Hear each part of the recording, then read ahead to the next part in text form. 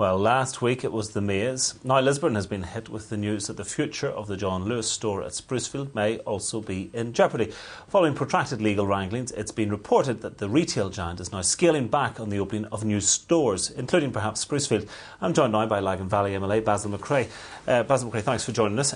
This whole project, of course, has been controversial. Planning has taken forever to look at this, and now it seems as if because of the credit crunch, John Lewis are scaling back. So if you take the lack of development on the Maze, I suppose things aren't looking great in Lagan Valley. No, they're not. And I did speak to the people from John Lewis just recently, and they tell me that the money is available now, but because of the credit crunch, there'll be plenty of other projects where people are looking for that money.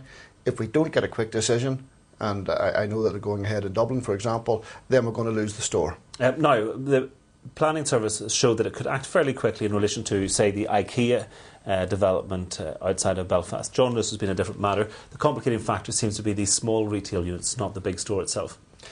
Well, the real complicating factor is the fact that we've had 2 judicial reviews, and that means that somebody has given ministers bad advice.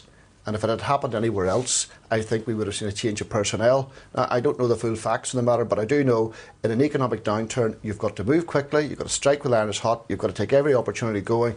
And for us to lose John Lewis is an absolute disaster, and we're going to have to find a way to sort this out quickly. Sammy Wilson, of course, prides himself on the reforms that have been undertaken at Planning Service, speeding up planning. He championed the new Causeway Centre as a project that was seen through within 6 months. We'll forget the discussion about what happened before. But, do you not think they have sharpened up the right?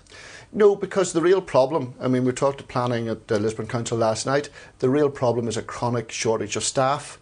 So whilst you may be able to get the odd flagship project through, particularly if it's non-contentious, there are millions of pounds of development going missing just because we can't get the people to approve them. And I'm sorry, but I don't see the improvement that Sammy's talking about in the planning system. It's not a criticism of the people involved, it's a criticism of the system.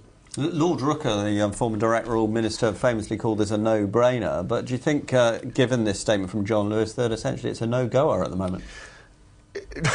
I don't think people realise just how deep a recession we're heading for. Every firm that I know of is laying off people 20, 30 at a go, not in ones and twos.